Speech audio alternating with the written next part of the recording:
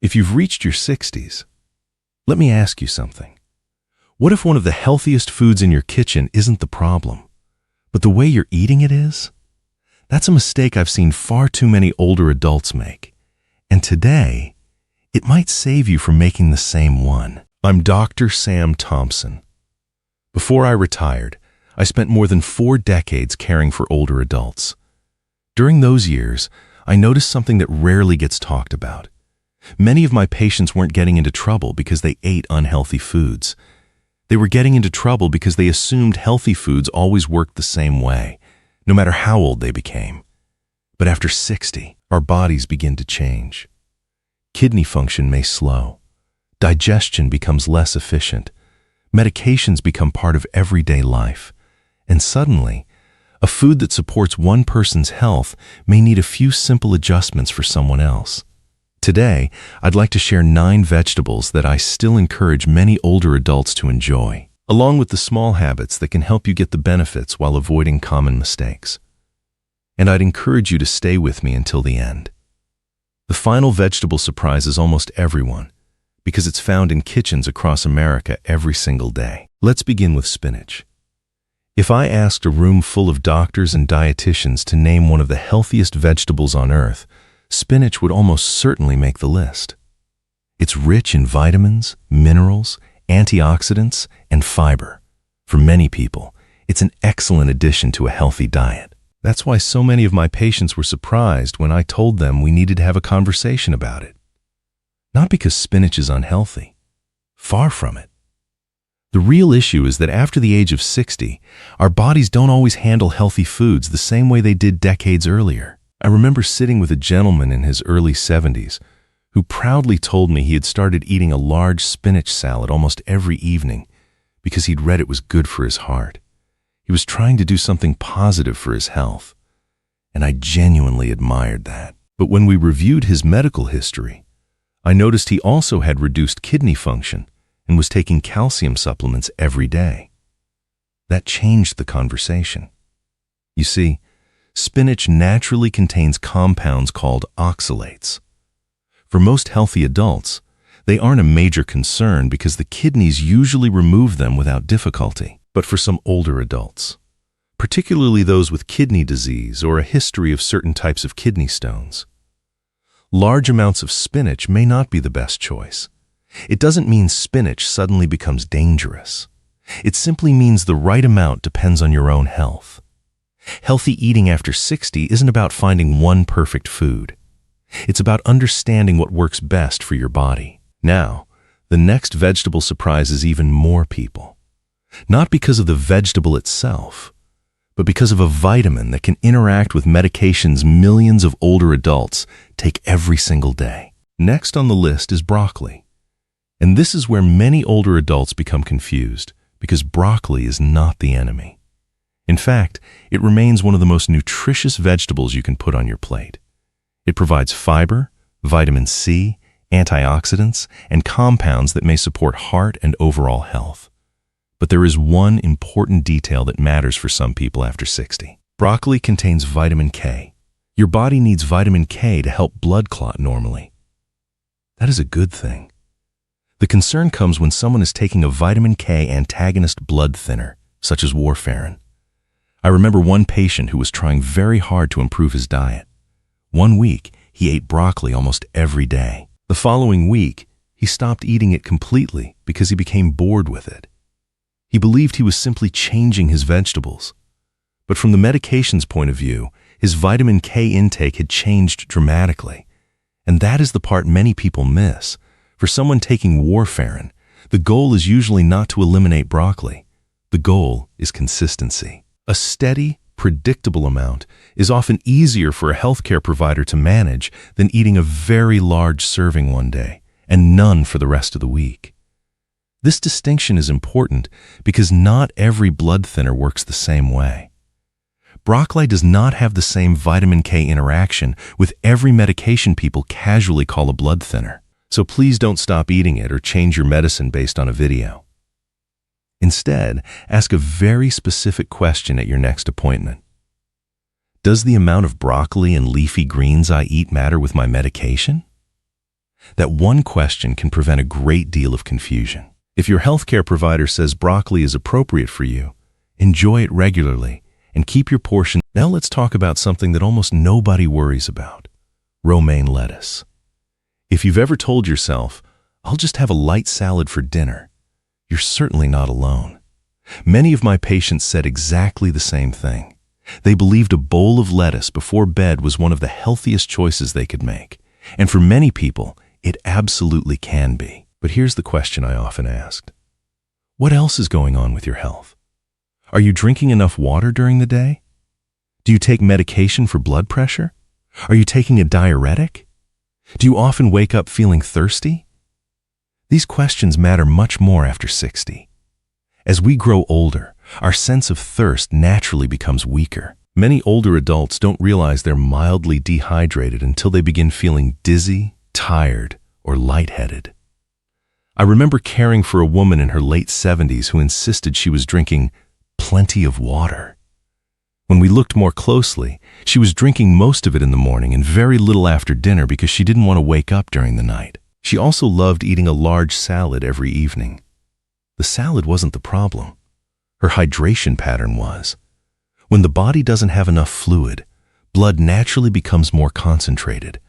That doesn't mean eating lettuce causes a stroke, but dehydration, especially in older adults who already have heart disease, kidney disease, or take certain medications, can make circulation less efficient. That's why I often encouraged my patients to think about their evening routine as a whole, not just what's on the plate. If you enjoy a salad at dinner, that's perfectly reasonable for many people.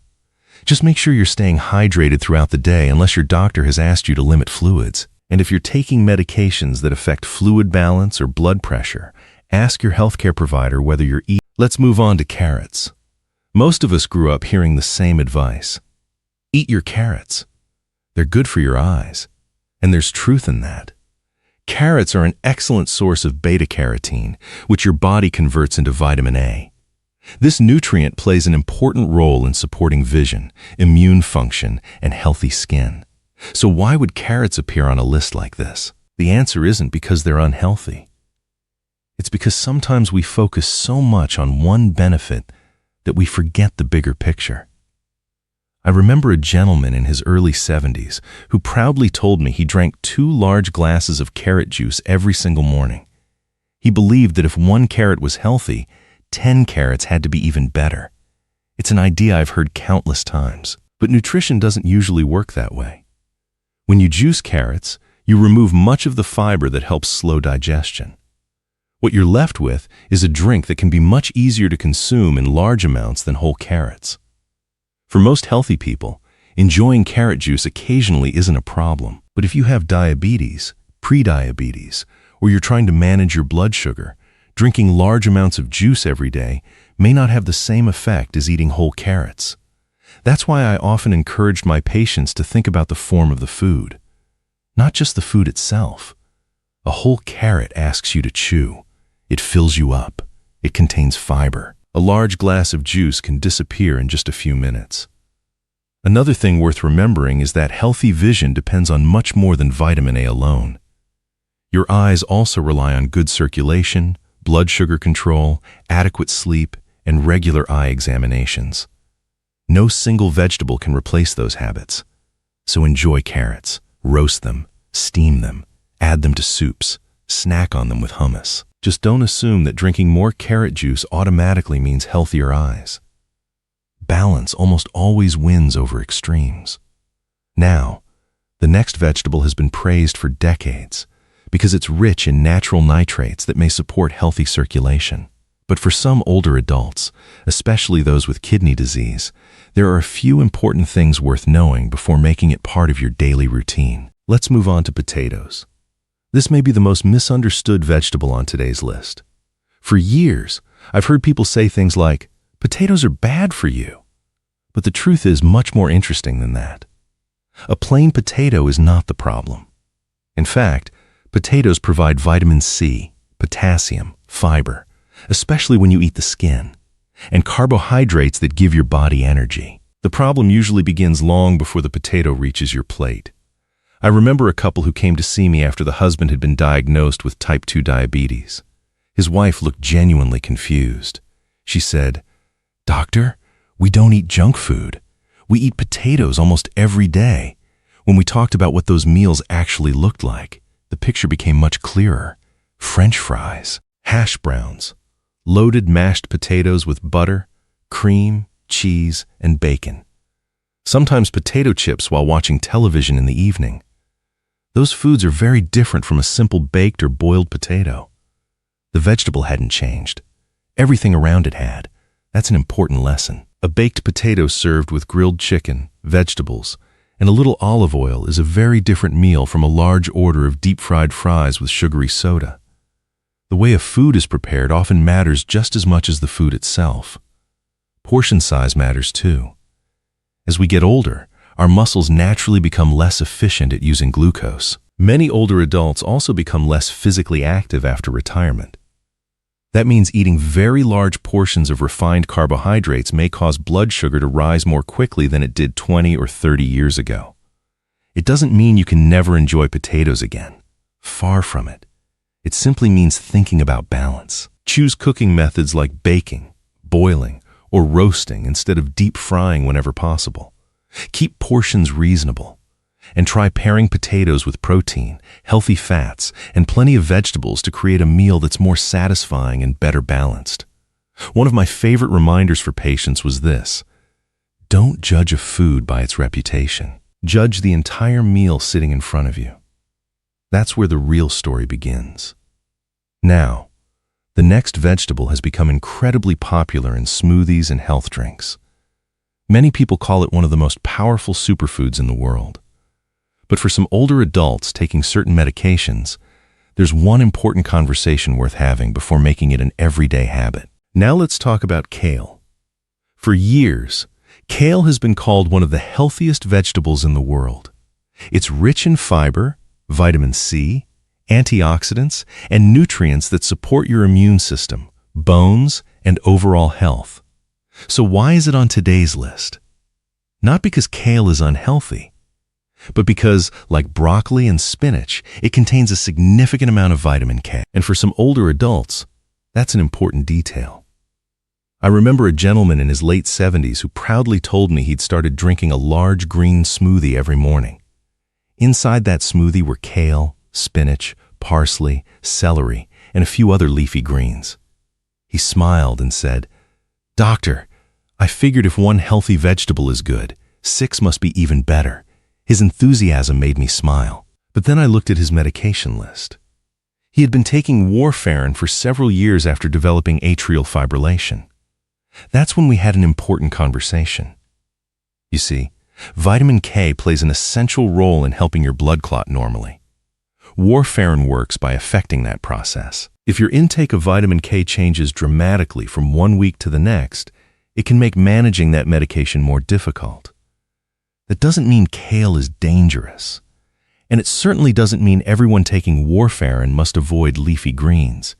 In fact, many people taking warfarin continue to enjoy kale regularly. The key is consistency. If you usually eat a serving of kale several times a week, keep doing that. If you've never eaten it before, don't suddenly begin drinking enormous green smoothies every day without discussing it with the healthcare professional who manages your medication.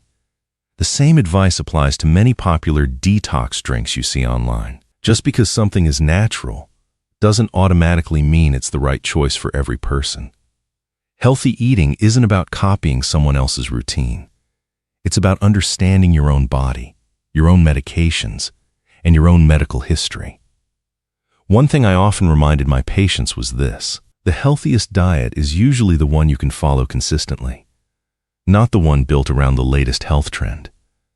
Now, our next vegetable may surprise you even more. Most people never think twice about eating it. In fact, it's probably sitting in your refrigerator right now. But for some older adults, the way it's stored may matter more than the vegetable itself. Now let's talk about celery. At first glance, celery seems almost impossible to criticize. It's low in calories. It adds a satisfying crunch to salads and soups. And it's made up of mostly water, which is one reason many people think it's automatically one of the healthiest foods they can eat. In many cases, they're absolutely right. But over the years, I noticed that celery itself was rarely the problem. The real issue was how people prepared it and how long it had been sitting in the refrigerator. I remember visiting one of my older patients shortly after she returned home from the hospital. She lived alone and only shopped once every 2 or 3 weeks. When she opened her refrigerator, I noticed a bag of celery that had been there for quite some time. "It still looks fine," she told me. "And I don't like wasting food." I completely understood. Many people from her generation grew up believing that throwing food away was something to avoid whenever possible. But as we age, our immune systems often become less resilient. Foods that a younger person might tolerate without any symptoms can sometimes cause problems for an older adult. Celery, like any fresh vegetable, can develop bacteria or mold if it's stored improperly or kept for too long. Sometimes the changes are obvious. The stalks become slimy. The smell changes. The leaves begin to discolor. But not every problem is easy to see. That's why I always encourage my patients to pay attention not only to what they were eating, but also to how fresh it was. Wash fresh vegetables thoroughly before eating them. Store them properly. And if something smells unusual or doesn't look right, it's usually safer to throw it away than to take the risk. This advice becomes even more important for people receiving chemotherapy, taking medications that weaken the immune system, or living with certain chronic illnesses. Food safety is part of healthy eating, not separate from it. One of the healthiest meals in the world can still make you sick if the ingredients are no longer fresh, so enjoy celery. Add it to soups, slice it into salads. Pair it with hummus or peanut butter if you like. Just remember that freshness is every bit as important as nutrition. Now we've reached the final vegetable on today's list. And this one surprises almost everyone, because it isn't the vegetable itself that raises concern. It's what many people add to it without even thinking. We've finally reached the #1 vegetable on today's list. And this one surprises almost everyone, because the vegetable itself usually isn't the problem. It's what has been added to it. I can't tell you how many times patients have looked at me and said, "Doctor, I eat vegetables every single day." Then we'd go through what they were actually eating. Canned green beans, canned corn, canned peas, mixed vegetables. All convenient, all affordable, all vegetables, but many of them contain something they weren't paying attention to: sodium. Now, sodium isn't the enemy. Your body actually needs it to function. The problem is that many older adults already consume far more sodium than they realize. It's found not only in canned vegetables, but also in soups, frozen meals, sauces, breads, deli meats, and countless packaged foods. By the time dinner is finished, the total can add up quickly. I remember a woman in her early 70s who struggled to keep her blood pressure under control. She insisted she never added salt while cooking, and she was telling the truth. But when we reviewed the nutrition labels together, we discovered that many of the foods she considered healthy were already supplying large amounts of sodium before they even reached her kitchen. Nothing she was eating seemed unhealthy on its own. It was the combination that mattered. The good news is that canned vegetables don't have to disappear from your pantry. In fact, they can be a practical choice, especially for people who have difficulty shopping frequently or preparing fresh produce every day. The trick is knowing what to look for. Whenever possible, choose products labeled "no salt added" or "low sodium." If those aren't available, draining and rinsing canned vegetables under running water can remove a significant portion of the added sodium. It's a small habit that can make a meaningful difference over time. One lesson I've learned after caring for older adults for more than 20 years is this: healthy aging is rarely about finding the perfect food. It's about building consistent habits that fit your own health, your own medications, and your own lifestyle. No vegetable on today's list needs to be feared. Spinach, broccoli, romaine lettuce, carrots, beets, potatoes, kale, celery, and even canned vegetables.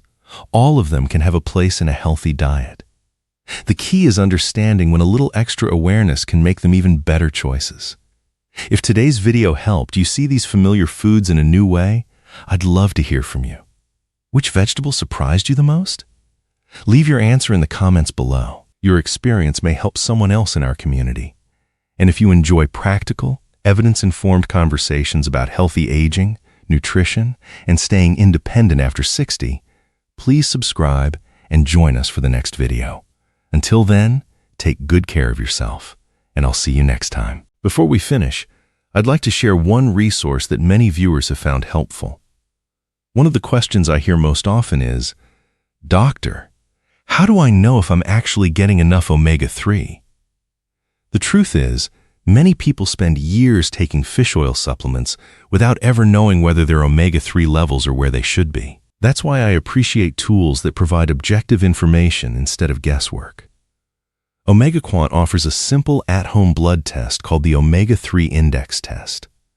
It measures the amount of EPA and DA in your red blood cells, giving you a clearer picture of your long-term omega-3 status. It's not a treatment, and it doesn't replace advice from your healthcare professional. But it can be a useful way to better understand your own nutrition and have a more informed conversation with your doctor. If you'd like to learn more, I've placed a link in the description below.